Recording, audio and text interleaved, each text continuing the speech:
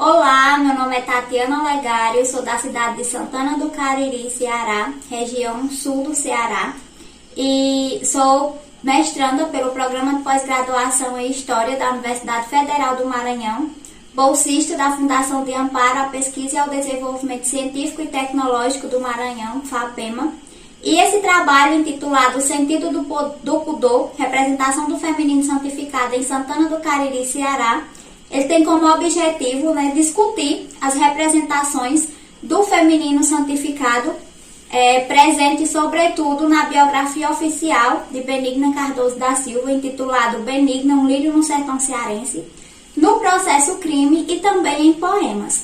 Então, de início, eu gostaria de contextualizar para vocês quem foi Benigna. Benigna, ela nasceu na cidade de Santana do Cariri e, muito nova, ela ficou órfã de pai e mãe, indo morar no sítio Oiti dos Sirineus, zona rural da cidade de Santana, sendo adotada pelas irmãs Honorinda Cisnando Leite e Maria Rosa Cisnando Leite. Então, Benigna foi crescendo e, na sua adolescência, ela começou a sofrer assédio por parte de seu colega de classe chamado Raul Alves Ribeiro. E aí, um certo dia, ela fazendo suas atividades corriqueiras da época, que era pegar água de um poço para sua casa, aproximadamente poucos metros da sua casa, ela foi abordada por Raul, que tinha intenções sexuais com ela, e ela recusando, ele estuprou de forma violenta. Então, ao estuprar ela, falando que ia contar para suas tias, ele desferiu vários golpes de facão nela e quase decapitou sua cabeça. Então, esse fato ele gerou a comoção na cidade de Santana do Cariri e também em regiões circunvizinhas. E aí, quando Benigna foi sepultada, o padre da época, Cristiano Coelho, escreveu no livro de tombo que havia sido morta uma santinha e heroína da castidade. Então, as pessoas começaram a pedir intercessão a Benigna nos momentos mais difíceis de suas vidas. Era uma devoção que a gente considera uma devoção muito local. Então, as próprias pessoas de Santana, elas pediam intercessão a Benigna, alcançavam graças, iam deixar ex-votos no local em que ela padeceu. E aí, quando foi em 2004, após alcançar uma graça, um romeiro do Rio Grande do Norte alcançar uma graça, ele pediu a Benigna que, se fosse alcançada, ele faria uma primeira missa em homenagem a ela e também uma pequena romaria, do local do assassinato até a Igreja Matriz de Senhora Santana, que são aproximadamente 2 quilômetros. E ao alcançar essa graça, assim ele fez. Então, essa primeira romaria já contou com a participação de muitas pessoas. E a partir de então, todo ano, no dia 24 de outubro, que é a data em que ela foi assassinada, vale destacar que na época ela foi assassinada aos seus recém-completados 13 anos, e Raul, seu assassino, tinha 17 anos. Então, todos os anos, desde 2004 até agora, acontecem romarias no local de sua morte, que vai desde o local do assassinato dela até a igreja de Santana do Cariri. E aí a partir disso, a gente parte de uma problematização central, que é a construção dessa santidade feminina. Por quê? A partir do momento em que a igreja e o poder público percebem que essa devoção está aumentando cada vez mais, membros do poder público, membros da igreja católica começam a fazer essa construção da santidade de Benigna. Então, a primeira medida tomada, digamos assim, foi a elaboração da biografia oficial dela, Benigna, um lírio no sertão cearense, onde nessa biografia são enfatizadas suas principais características, como amor a Deus, amor ao próximo. Então, essas características de Benigna, enfatizadas na sua biografia, podemos perceber que são características de um modelo padrão de jovem mulher a ser seguido, de uma jovem, de uma mulher que a igreja prega como exemplo, e principalmente, ela tendo o título de Mártir da Pureza e Heroína da Castidade. Então, suas vestimentas, seus vestidos longos, sua forma de agir, sua forma de se comportar, sua honra, são temas que estão em bastante evidência nessa biografia e também nos relatos oficiais.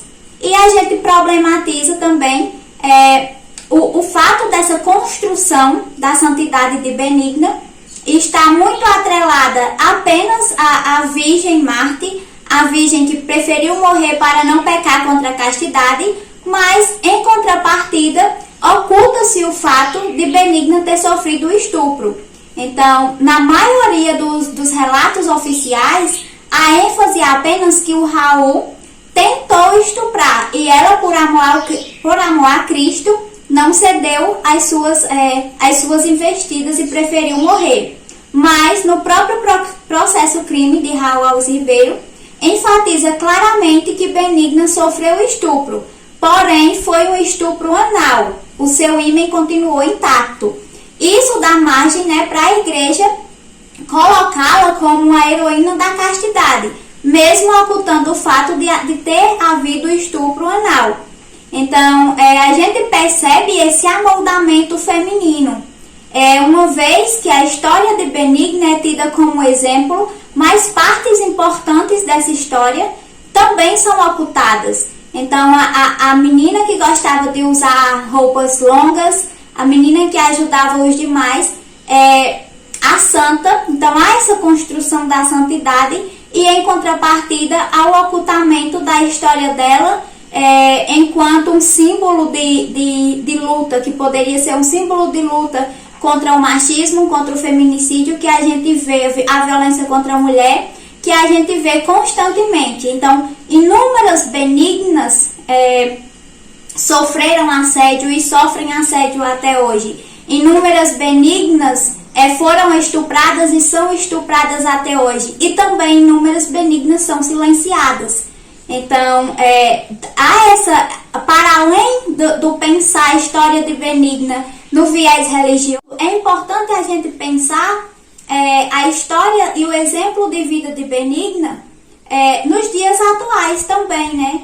O ocultamento desses fatos importantes da vida dela nos faz perceber que há um amoldamento feminino, em que nas narrativas oficiais, essas formas de se comportar, essas formas de agir, como um modelo que as mulheres devem seguir, mas há esse esquecimento da violência de gênero, do crime cometido.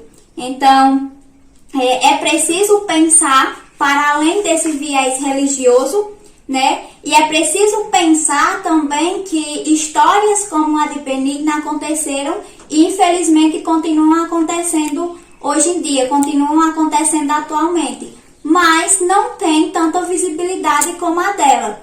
Por exemplo, existem vários casos de mulheres que sofreram abuso, que foram assassinadas na região caririense. Essas mulheres, elas foram consideradas santas, populares em suas localidades, mas não tiveram tanta repercussão como a de Benigna teve. Porque em 2011 abriu-se o processo para a beatificação de Benigna e em 2019 o Papa Francisco já autorizou essa beatificação, Benigna vindo a tornar-se a primeira beata do Ceará. E a cada ano que passa, o número de romeiros só aumenta. Tanto que em 2019, que ainda não tinha acontecido essa pandemia do coronavírus, foi constatado cerca de 45 mil pessoas na Romaria de Benigna. Então, a gente pode perceber que essa construção de santidade em torno da história de Benigna, ela está indo muito longe e que ela está se destacando das demais. Porém, como já falei anteriormente, há esse amoldamento feminino, né? Essa ênfase em seus valores e, em contrapartida, oculta-se o fato do estupro, oculta-se fatos que a história de Benigna poderia servir de exemplo também contra o machismo, também contra vestígios do patriarcado que a gente vê até hoje, e também como a representação de todas essas mulheres que sofreram, que sofrem e que são silenciadas dia a dia.